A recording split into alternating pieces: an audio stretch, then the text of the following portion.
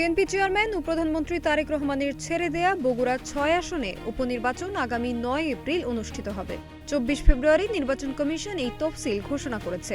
Senior সহকারী সচিব আক্তার আহমেদ স্বাক্ষরিত প্রজ্ঞাপনের মাধ্যমে জানানো হয়েছে, মনোনয়নপত্র দাখিলের শেষ সময় ২ মার্চ, যাচাই বাছাই ৫ মার্চ। আপিল চলবে ৬ মার্চ থেকে ১০ মার্চ, আপিল নিষ্পত্তি ১১ মার্চ। প্রার্থীতা প্রত্যাহারের শেষ দিন ১৪ মার্চ এবং প্রতীক বরাদ্দ হবে ১৫ মার্চ। ভোট গ্রহণ সকাল ৭:৩০ থেকে বিকেল ৪:৩০ পর্যন্ত অনুষ্ঠিত হবে। ত্রয়োদশ জাতীয় সংসদ নির্বাচনে ১২ ফেব্রুয়ারি তারেক রহমান ঢাকা ১৭ ও বগুড়া ৬ আসনে বিজয়ী হন। শপথ গ্রহণের আগের দিন তিনি বগুড়া ৬ আসন ছেড়ে দেন। এই কারণে আসনে উপনির্বাচনের প্রয়োজন তৈরি হয়েছে।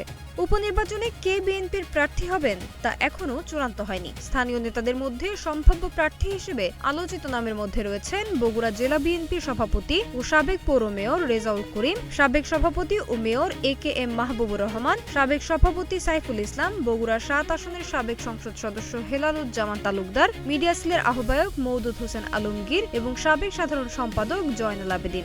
বগুড়া জেলা বিএনপির সভাপতি রেজাউল করিম বলেন, উপনির্বাচনে দলীয় প্রার্থী চূড়ান্ত করবেন দলের চেয়ারম্যান। এই আসনটি জিয়া পরিবারের আসন হিসেবে পরিচিত।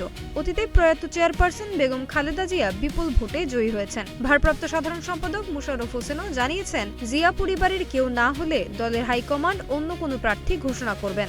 উল্লেখ্য, ১৯৯১ থেকে ২০০৮ সাল পর্যন্ত সব জাতীয় নির্বাচনে বগুড়া ৬ আসনে বিএনপির প্রার্থী বিপুল ভোটে জয়ী হয়েছেন।